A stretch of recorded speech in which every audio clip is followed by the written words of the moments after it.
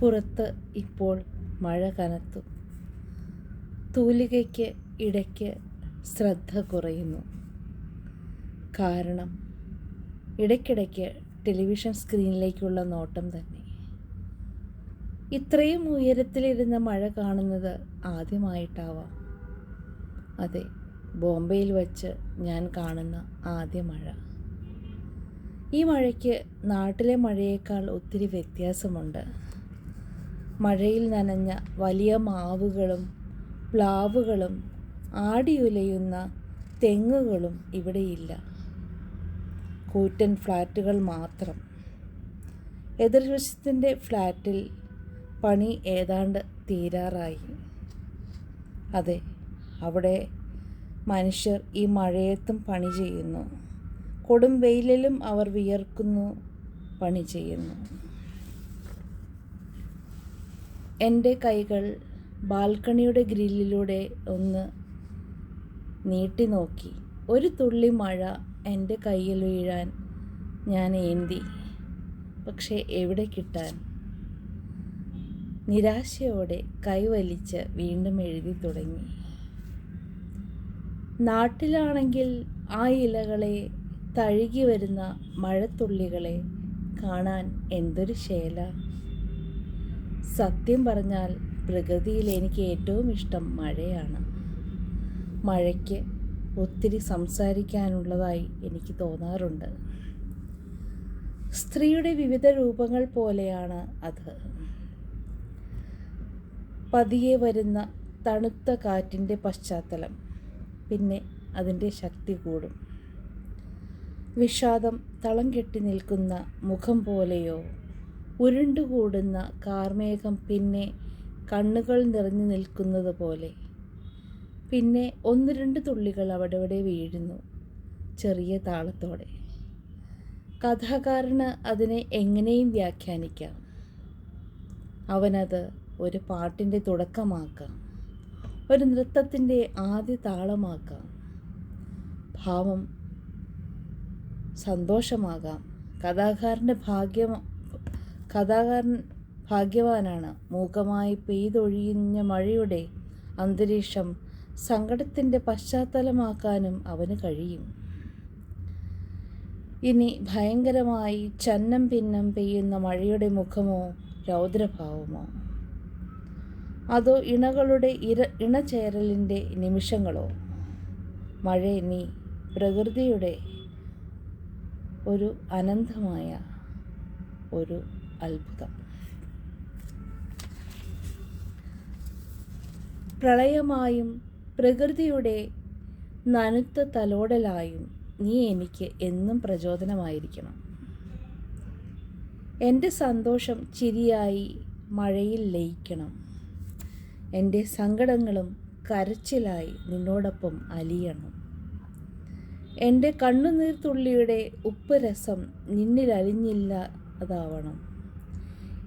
എന്നെ ഭ്രാന്തി എന്ന് വിളിക്കില്ലെന്ന് ഉറപ്പ് പറഞ്ഞിരുന്നെങ്കിൽ ഞാൻ ഈ മഴയത്ത് പുറത്തിറങ്ങിയേനെ. മഴയത്ത് ഞാൻ നൃത്തം ചവിട്ടിയേനെ, കടലാസ് കപ്പലുകൾ ഒഴുക്കിയേനെ.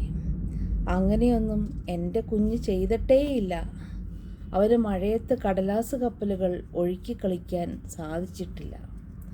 നഗരത്തിലെ വീടിൻ്റെ ചുവരുകളിൽ നിന്ന് മഴ നോക്കിക്കാണാനല്ലാതെ മഴയത്ത് കളിക്കാൻ അവന് സാധിച്ചിട്ടില്ല. അവൻ്റെ ചുണ്ടുകളിൽ തത്തിക്കളിക്കുന്ന മലയാളി നേഴ്സറി ഗാനം എൻ്റെ ചെവിയിലെത്തി. മുറ്റത്തുണ്ടൊരു തേന്മാവ്, മുത്തശ്ശൻ നട്ടൊരു തേന്മാവ്, മുറ്റി വളരുന്ന തേന്മാവ്, മാമ്പഴമുണ്ട് കൊമ്പത്ത്, മാണിക്യമുണ്ട് കൊമ്പത്ത്, നിങ്ങളുടെയെല്ലാം ചുണ്ടത്ത് എങ്ങനെ വന്നു തേൻതുള്ളി. ചാടിപ്പറിക്കാനും പറ്റില്ല, കയറിപ്പറിക്കാനും പറ്റില്ല. കാറ്റ് ഒന്ന് വീശിയെങ്കിലോ മുറ്റത്ത് മാമ്പഴം വീണേനെ. ഈ ഗാനമെങ്കിലും അവൻ മറക്കാതിരിക്കണേ എന്നാണ് എൻ്റെ പ്രാർത്ഥന.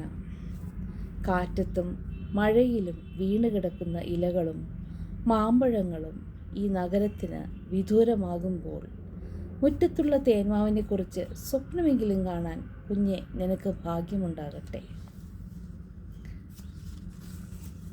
നഗരത്തിലെ മഴയെക്കുറിച്ച് 2006 മെയ് മാസം എഴുതിയ കുറച്ച് വരികളാണിത്. ഇന്ന് ആണെങ്കിൽ ഞാൻ മഴയെ തൊടുവാനും മഴയത്ത് മോനെ കളിക്കുവാനും യഥേഷ്ടം വിടുന്നുണ്ട്. ഈ 2006 എൻ്റെ മകന് 5 വയസ്സാണ്. അന്ന് എനിക്കും അതേപോലെ പ്രായം കുറവാണ്. അപ്പോൾ കുട്ടിയെ മഴയത്ത് വിടരുതെന്നാണ് നമ്മളുടെ മുതിർന്ന ആളുകളെല്ലാം നമ്മളോട് പറഞ്ഞിരിക്കുന്നത് കേട്ടോ. അപ്പോൾ നമ്മളെങ്ങാനും മഴയത്ത് കുഞ്ഞിനെ ഇറക്കി വിട്ട് അതിന് വല്ല പനിയും വന്നു കഴിഞ്ഞാൽ അവസാനം അതിൻ്റെ കുറ്റം അമ്മ തന്നെ ഏൽക്കണ്ടേ. ഏതായാലും മുംബൈയിലെ ആദ്യ വർഷത്തെ, അതായത് മുംബൈയിൽ എൻ്റെ മകന് 4-5 വയസ്സുള്ളപ്പോഴാണ് ഞാൻ മുംബൈയിലെത്തിയത്. ഇപ്പോൾ അവന് 25 വയസ്സുണ്ട്. അപ്പോൾ അന്ന് ഞാൻ എഴുതിയ വരികളാണ്. അപ്പോൾ ഇന്ന് എൻ്റെ പഴയ കുറച്ച് സാധനങ്ങളെല്ലാം അടുക്കി പറക്കിയപ്പോൾ ഈ എഴുതിയ വരികളെല്ലാം എനിക്ക് കിട്ടി. വെറുതെ എഴുതി വെച്ചതായിരുന്നു. കാലാന്തരത്തിൽ ജീവിതത്തിൻ്റെ എൻ്റെ കല്യാണം കഴിഞ്ഞിട്ട് 25 വർഷത്തിലേറെയായി. നമ്മുടെ ഭാഷയും എഴുതുവാനുള്ള എന്താ പറയുക, ഒരു ആവേശമൊക്കെ കെട്ടടങ്ങിപ്പോയി എന്നാണ് റിയലൈസ് ചെയ്തിട്ടുണ്ട്. സാരമില്ല, ഇനിയും എഴുതാൻ സാധിക്കും എന്ന് ഞാൻ പ്രത്യാശിക്കുന്നു. എല്ലാവരും ഇത് കേട്ടിട്ട് ഇഷ്ടപ്പെട്ടെങ്കിൽ ഒരഭിപ്രായം എഴുതണം. ഇന്നത്തെ നിഷ അല്ലെങ്കിൽ ഇന്നത്തെ എൻ്റെ മകനെ ഞാൻ എങ്ങനെയാണെന്ന് വെച്ചാൽ, ഞാൻ ആരെയും പേടിക്കാറില്ല. ഞാനും സ്വയം മഴ നനയാനും പോകും. നഗരത്തിലാണെങ്കിലും മോനെ മഴ നനഞ്ഞോളൂ എന്ന് പറഞ്ഞ് വിടുന്ന ആളാണ് ഇന്ന്. അപ്പോൾ ഇതൊക്കെ നമ്മുടെ മച്യൂരിറ്റിയുടെ ഒരു ഭാഗവും കൂടെയാണ്. എന്തായാലും ഞാൻ മുംബൈയെ ഒത്തിരി ഇഷ്ടപ്പെടാൻ തുടങ്ങി. കേരളത്തിനെ നെഞ്ചോട് ചേർക്കുന്നതിനോടൊപ്പം എൻ്റെ മുംബൈയും എനിക്ക് വളരെ പ്രിയപ്പെട്ടതാണ്. Thank you.